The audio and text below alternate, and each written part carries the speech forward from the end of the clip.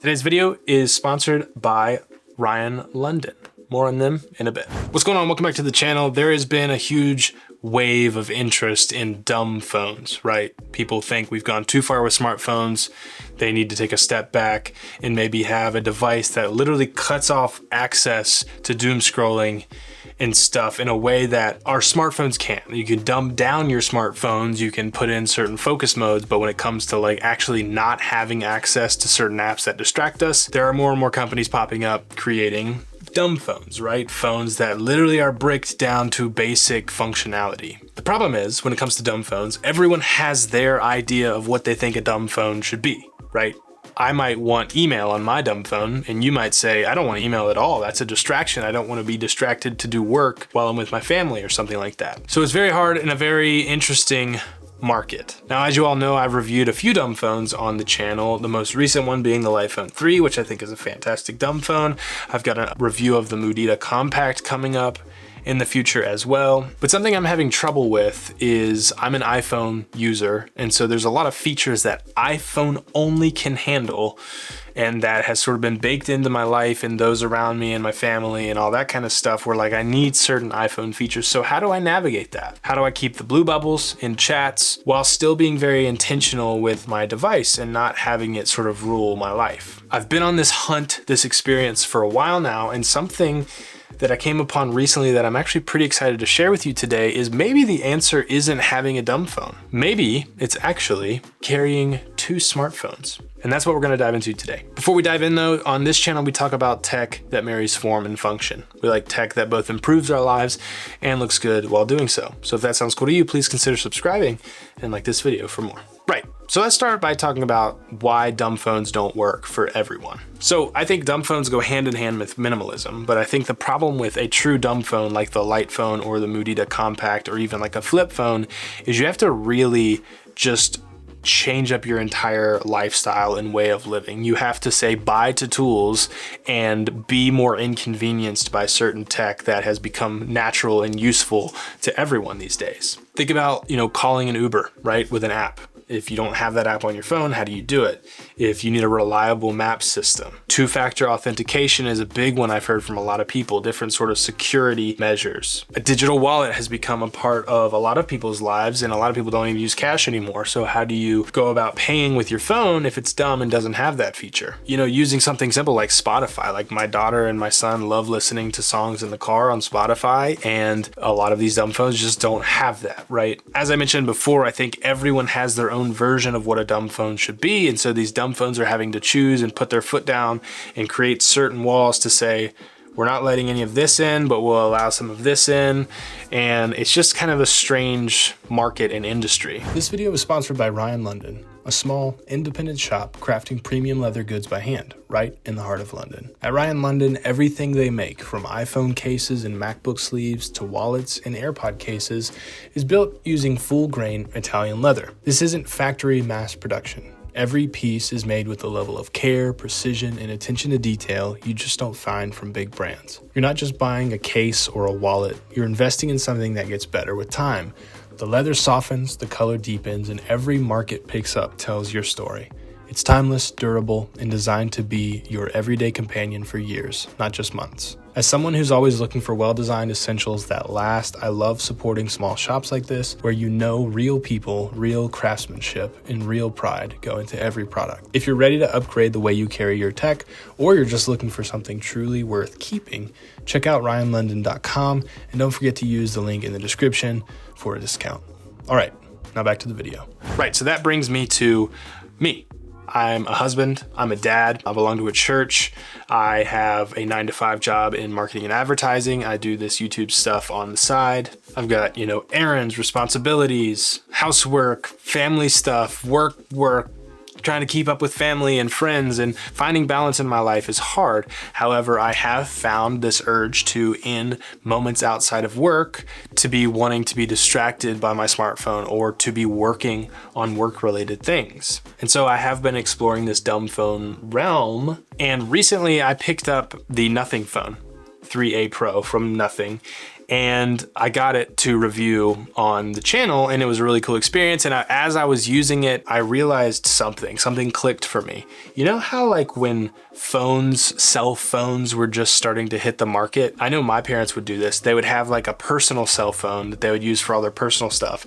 And then their company would pay for a work phone for them. And they would have all their like work contacts and emails and stuff. As we started to get into smartphones, that would still kind of happen. A company might pay for you to have a smartphone that is a work phone separate from your personal device. And I always hated this idea. Like, why would you want to carry two phones? But I kind of get it now. I think the biggest thing that was holding me back personally from using a dumb phone was photographs. My wife loves photographing our children, capturing moments, and dumb phones just don't have the right cameras, right? They're not great, they're not updated. The thing about smartphones is they always have the latest and greatest camera system on them. You're able to capture these memories in high definition and look back at those over time. And the iPhone, when they came out with live photos, that is like one of my wife's favorite features about her phone, period, probably, is to be able to look at a cute picture of our kid and then press and hold and like see what was happening during that picture. You might hear the kids say something funny, or maybe they do a funny dance move after the picture was taken. And live photos has become a big thing.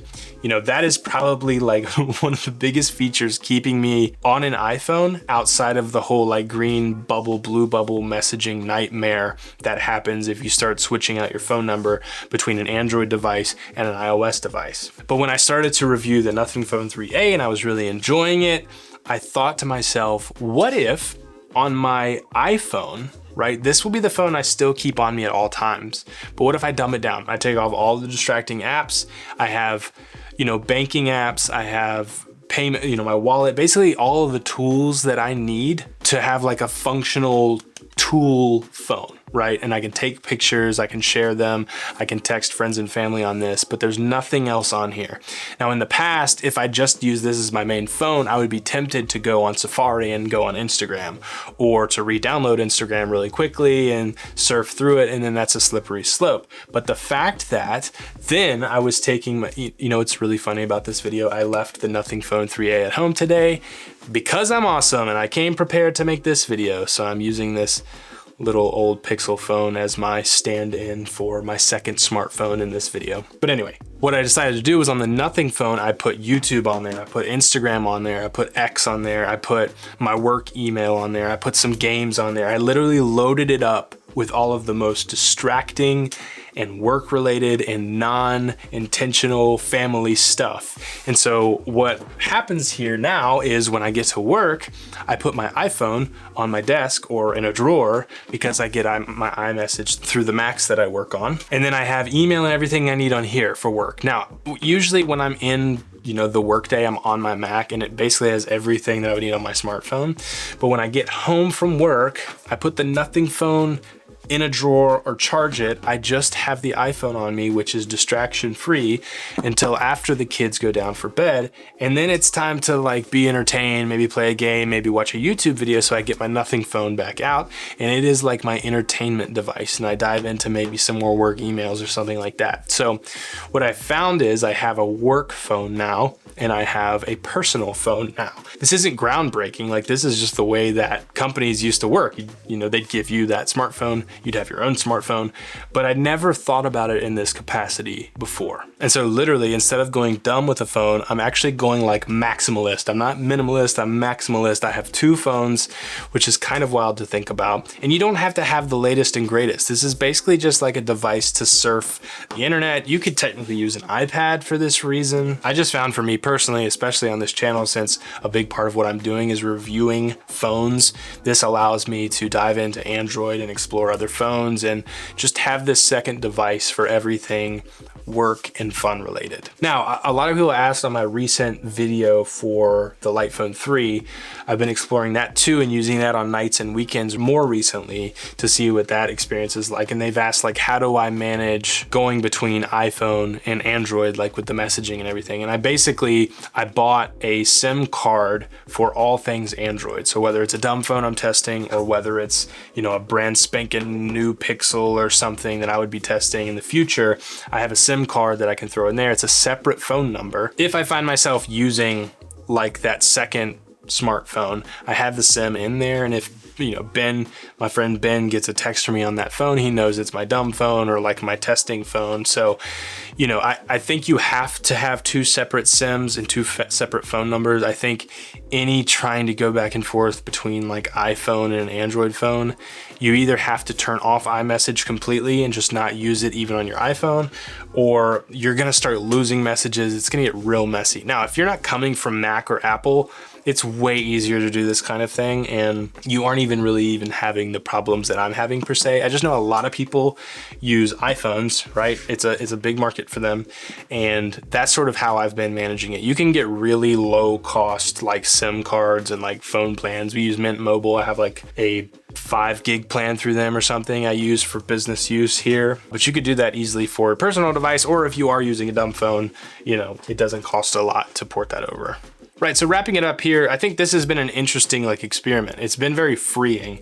It has encouraged me not to download crap on my iPhone, because I know at the end of the day, I'm gonna be able to go to another device that has all of the fun and entertaining things that I want. And it allows me to just keep this as what it is, while still giving me all the tools that I'm used to in this ecosystem. So I'm interested to hear your thoughts. Would you try out a 2 smartphone system? Maybe you have an older Pixel laying around that you could try this with, just like this one, or just an old smartphone. I think the thing is, you don't need a SIM card for this. I mean, especially if nights and weekends, I'm usually at home, right? So I just need to use Wi-Fi for this. I don't necessarily need a SIM card, so that's an option too.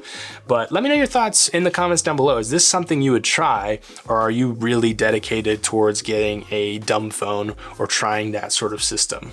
There's just a lot of problems with the dumb phone transfer thing, and it takes a lot of self-control and things like that. But anyway, this is just an interesting other alternative route I think one could go down, which I have found to actually work pretty well for me. But that's gonna do it for this video. Thanks so much for watching. Special thanks to Ryan London again for sponsoring today's video.